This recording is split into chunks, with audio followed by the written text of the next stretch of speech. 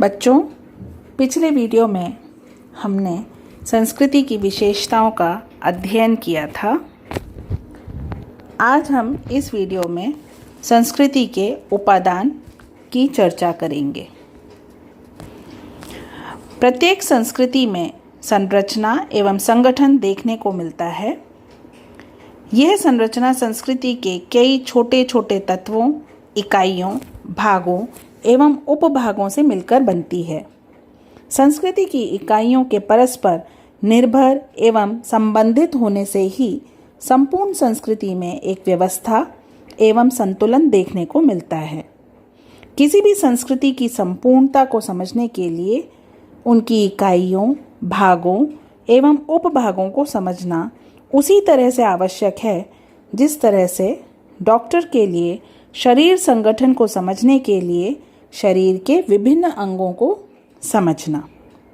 हम यहाँ संस्कृति के इन विभिन्न अंगों या उपादानों की संक्षेप में व्याख्या करेंगे। सबसे पहला बिंदु है सांस्कृतिक तत्व। संस्कृति की यह छोटी से छोटी इकाई जिसका और अधिक विभाजन नहीं किया जा सकता, उसे हम सांस्कृतिक तत्व कहते हैं। जिस प्रकार से पदार्थ की छोटी से छोटी इकाई परमाणु है, शरीर की छोटी इकाई कोश और सामाजिक संरचना की परिवार है, उसी प्रकार से संस्कृति की सबसे छोटी अविभाज्य इकाई सांस्कृतिक तत्व है। हार्कोविट्स इसे एक निर्दिष्ट संस्कृति में पहचानी जाने वाली सबसे छोटी इकाई मानते हैं। डॉक्टर दुबे ने भी लिखा है, संस्कृति तत्वों को हम संस्कृति के गठन की सरलतम व्यावहारिक इकाइयां मान सकते हैं। उपर्युक्त परिभाषाओं से स्पष्ट हो जाता है कि सांस्कृतिक तत्व किसी भी संस्कृति की सबसे छोटी एवं अविभाज्य इकाई होती है। संस्कृति के भौतिक और अभौतिक दोनों ही पक्ष होते हैं, इसलिए सांस्कृतिक तत्व भी भौतिक व अभौतिक दोनों ही प्रकार के होते हैं। भौतिक पक्ष में हम घड़ी, पेन, रेडियो आदि वस्तुओं को सम्मिलित करते हैं, जबकि अभौतिक पक्ष में हम किसी भी संकेत, शब्द, विचार, किसी भी रीति, प्रथा आदि को सम्मिलित करते हैं। सांस्कृतिक तत्व के अविभाज्य होने का यह तात्पर्य नहीं है कि उसका और विभाजन नहीं हो सकता, बल्कि इसका यह अर्थ है कि उसका विभाजन होने पर वह अर्थपूर्ण नहीं रह जाएगा। दूसरा बिंदु है, जिस प्रकार कई कोशों से मिलकर एक अंग बनता है, कई परिवारों से एक समुदाय बनता है, कई परिमाणों से एक अणु बनता है, उसी प्रकार कई सांस्कृतिक तत्वों से मिलकर एक सांस्कृतिक संकुल बनता है। किंतु यह सांस्कृतिक तत्व अव्यवस्थित रूप से संबद्ध न होकर अर्थपूर्ण ढंग से परस्पर बंधे होते हैं। डॉक्टर दुबे इसे परिभाषित करते हुए लिखते हैं कि संस्कृति संकुल, जैसा कि इसके नाम से ही स्पष्ट है, समान धर्मों अथवा पूरक संस्कृति तत्वों से मिलकर बनते हैं।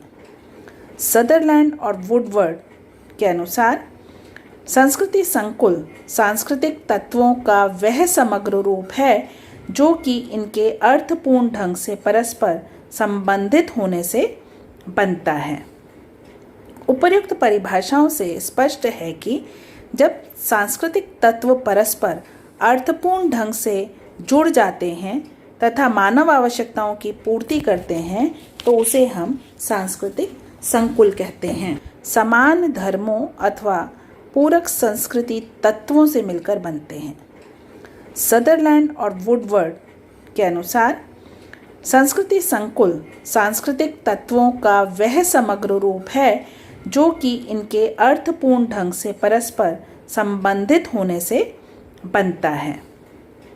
उपर्युक्त परिभाषाओं से स्पष्ट है कि जब सांस्कृतिक तत्व परस्पर अर्थपूर्ण ढंग से जुड़ जाते हैं तथा मानव आवश्यकताओं की पूर्ति करते हैं तो उसे हम सांस्कृतिक संकुल कहते हैं। अगला बिंदु है सांस्कृतिक प्रतिमान। रुथ बेनेडिक्ट ने अपनी पुस्तक पैटर्न्स ऑफ कल्चर में संस्कृति प्रतिमान की अवधारणा को विकसित किया है। संस्कृति प्रतिमान की अवधारणा संस्कृति की मूलभूत प्रेरणाओं और आदर्शों का अध्ययन करती है, जो कि संस्कृति को एक विशेष दिशा एवं स्वरूप देते हैं। रुथ बेनेडिक्ट ने संस्कृति प्रतिमान की अवधारणा का उल्लेख 3 संस्कृतियों के अध्ययन के दौरान किया है। ये 3 संस्कृति हैं प्यूब्लो, डोबू और क्वाकी-ऊटर। एक संस्कृति प्रतिमान में संस्कृति तत्व एवं संस्कृति संकुल एक विशेष प्रकार से व्यवस्थित होते हैं।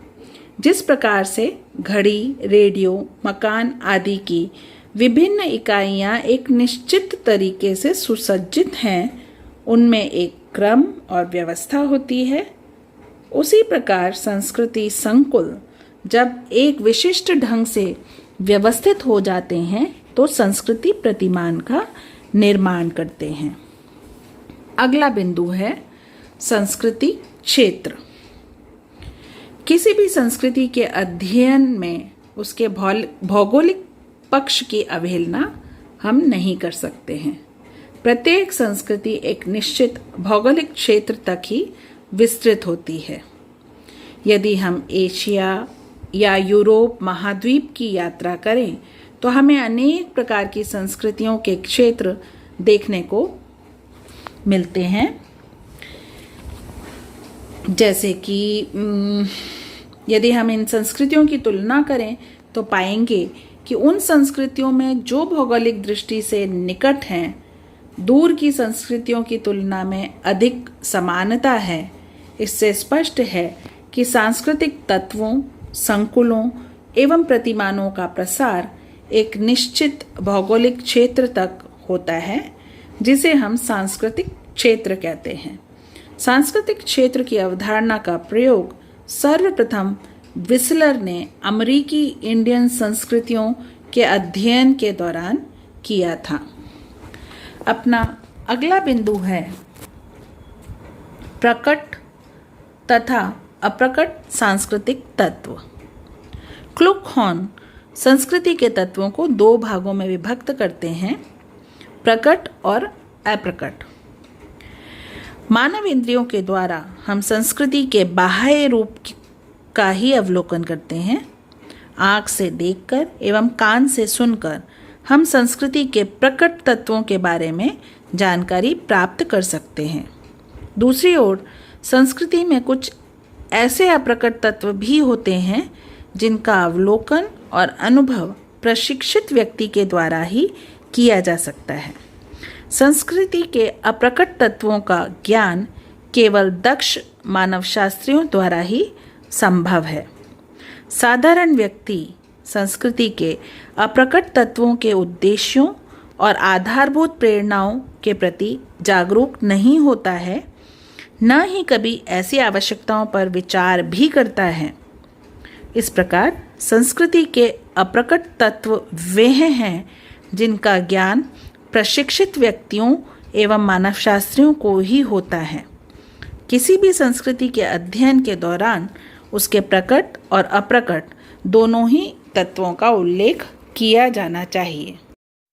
अगले वीडियो में हम संस्कृति के सिद्धांतों की विवेचना करेंगे।